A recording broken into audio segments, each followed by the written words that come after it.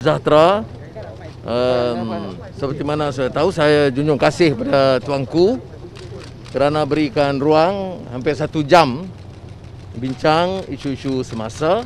Pertama, tentulah saya bawa beberapa pertimbangan kita soal COVID, soal ujian yang rendah sekarang, soal jangkitan, soal kematian, dan saya terharu kerana tuanku nampak begitu arif tentang perkembangan-perkembangan semasa, termasuk beberapa pandangan dari pihak lain. Umpamanya, beliau pernah mengundang beberapa pasukan termasuk Profesor Adibah.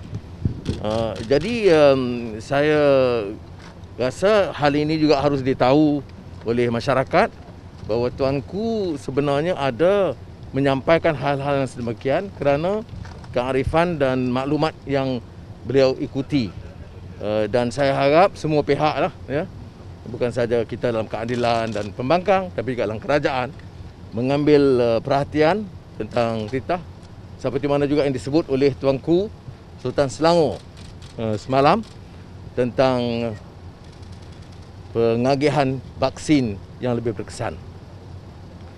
Mengenai darurat, seperti mana kita tahu, kalau ikut susur galur sejarahnya, bila kerajaan dan kabinet Perikatan Nasional kemukakan pada peringkat awal, itu telah tidak diterima oleh tuanku.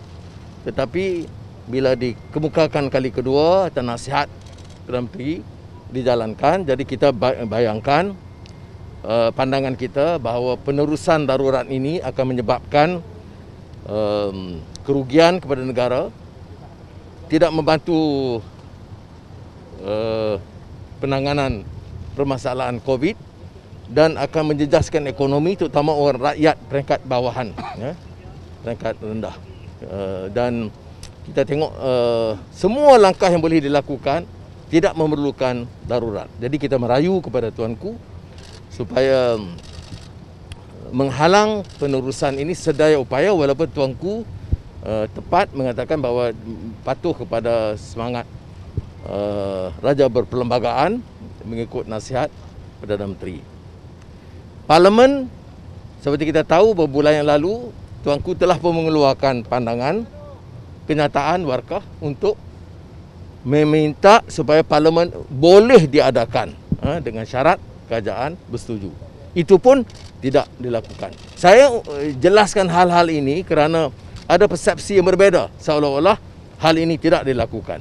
Jadi ini perkara. Yang lain kita bincang soal kedudukan dalam negara, keyakinan rakyat, keyakinan pelabur dalam negara dan luar negara yang meminta supaya ada satu perubahan peralihan yang baik, dan ini perbincangan yang kita mulakan, dan saya junjung kasih kerana kesediaan tuanku mendengar dengan teliti dan memberikan nasihat dan titah yang sewajarnya. Terima kasih. Apa saja hasrat tuanku? Ya. Apa saja hasrat tuanku memanggil semua pemimpin parti politik? Itu serah pada tuanku. Tapi kalau pengalaman tadi saya, tuanku berlapang dada mendengar semua pandangan. Kalau 1 jam itu cukup, ya. Saya juga sediakan laporan dan kertas kajian untuk pertimbangan tuanku, dan saya jelaskan sesuatu dan tuanku mendengar dengan teliti. Jadi Datuk Seri tuanku ada menyebut tak pasal mungkin akan membentukkan kerajaan baru ke? Itu soal yang tidak berbangkit sekarang. Okey, terima kasih banyak. Assalamualaikum.